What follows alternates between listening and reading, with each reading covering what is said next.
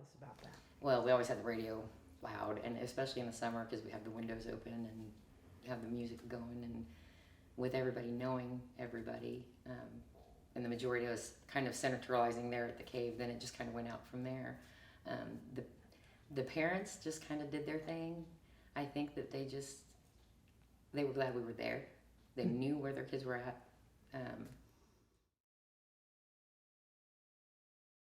Both of you. Well, we we were just friends, and I told him that I'd seen, his girlfriend, cheating, whatever. And that night she called, and they talked on the phone, and she said, well, come on out, And I'll never forget it, because as he walked out the door, I stayed there because I thought, well, they're going to get back together, and I have a crush, and my sister took him. But as he walked out the door, he had a chocolate donut on each finger, and he was eating them, and he laughingly said, she'll probably shoot me. And the next thing I knew, about an hour and a half later, my sister called me from Lakeside and said she shot him.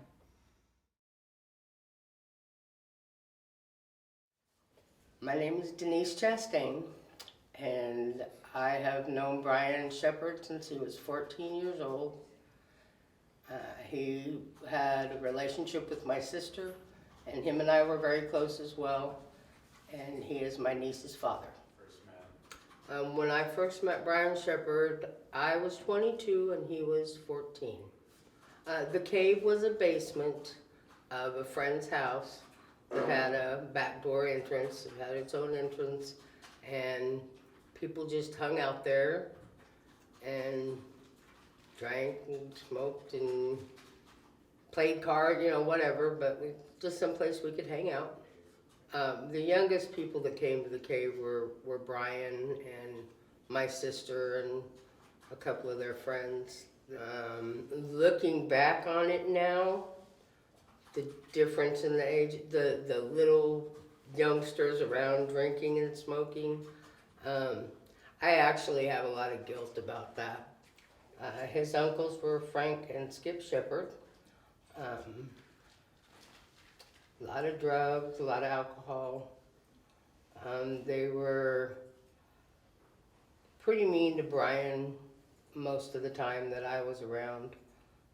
They were bullies, and I dated Skip for a while, and he bullied me as well, so that's why that didn't last very long. But when we were dating, one of the things that we fought about was the way he treated Bryan.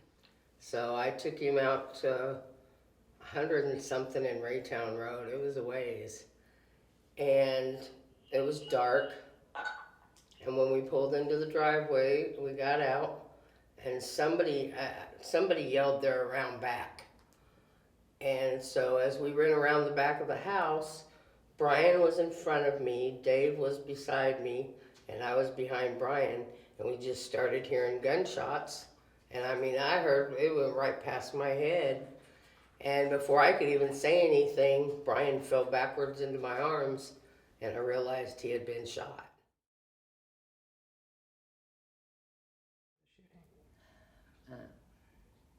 He was just a horrible gray color. He had tubes and pumps everywhere. And when he was conscious, he was in so much pain. I spent every free minute that I had up there with him.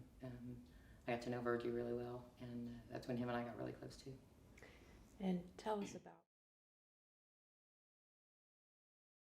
We went right from losing her dad, which, like I said, she was an only child, and they were very close. Bryan is his namesake, and then to almost losing Bryan too, and it shook them to the core.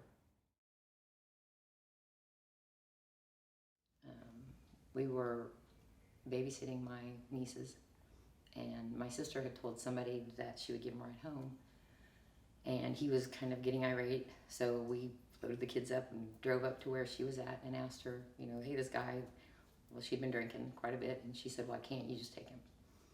So we gave him a ride home down Paseo and dropped him off. We're coming back, and Bryan was 15, just turned 15, and he looked away for a minute, and when he did, the alignment drew us over to the side of the road. We felt this bump. We looked up, and there was this tree. We were half on the road and half off, and he panicked, and he hit the gas instead of the brake, and we just slammed right into the tree, and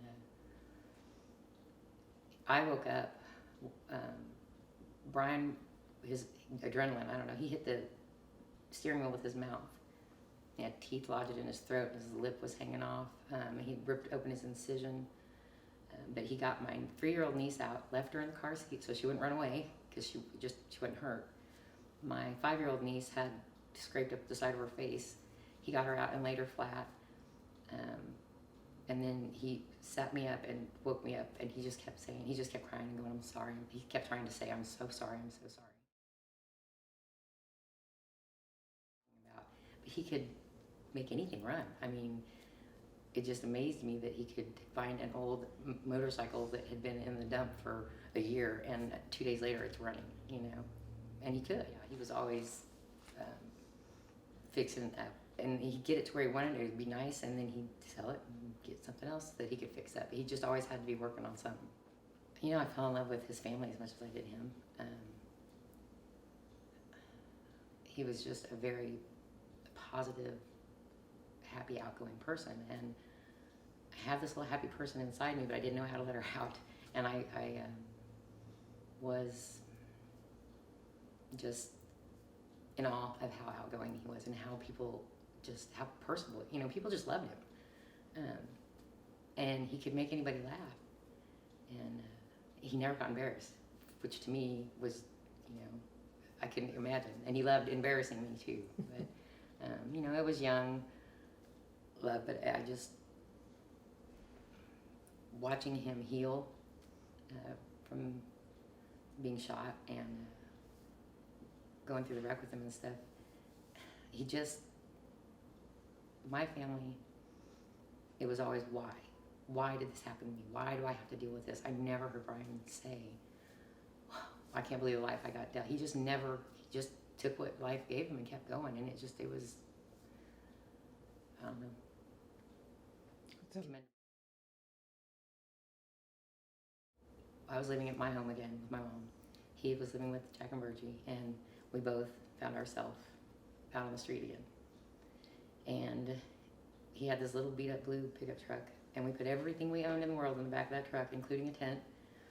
And we spent days just hanging out at the parks with each other, eating dinner at Patricio's and breakfast at Warno Restaurant, and then in the evening we'd go down to 103rd Park and right off the train tracks there and set up a tent and spent the nights in a tent. And you know, it never really seemed odd to me that that's a really happy memory for me until recently.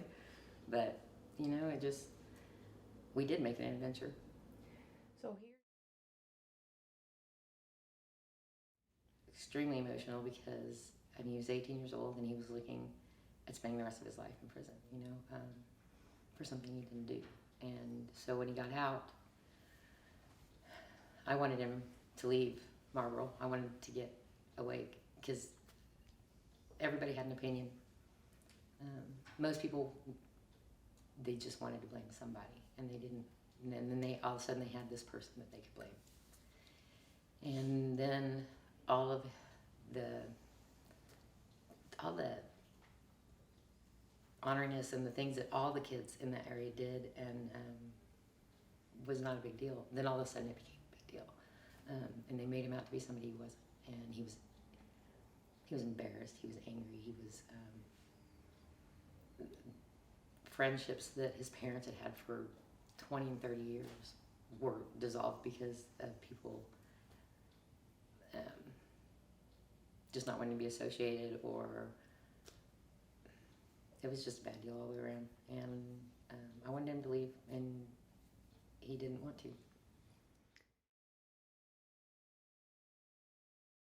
Moved away from this area.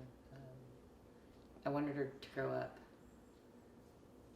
as my daughter, without that shadow over her, without, I never gave her my opinion. I gave her the facts. even as a little one, you know, I'd say what I know is that your dad was home. This is what I know, you know.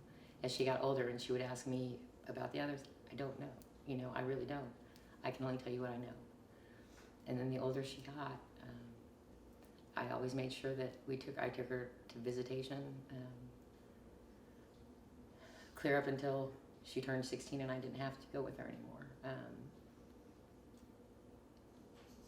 But I wanted her to have the choice on whether or not, it's not my choice to make, that's her dad, you know.